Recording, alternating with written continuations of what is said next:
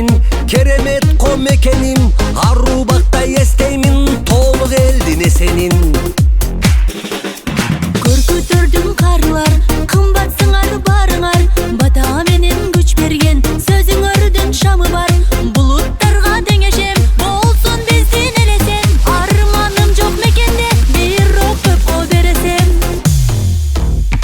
Айкөл Манастын меймандос эли, ак шуңкар учкан бейиштин жери, милдети биз бир келечек буунга өткөрүп берүү, кемитпей улуңа. Кыргызым элим, бейишим жерим, башымда калпак, керемет элим, колумда комуз, жайлоодо комуш, ичкени кымыз, көбөйсүн кыргыз.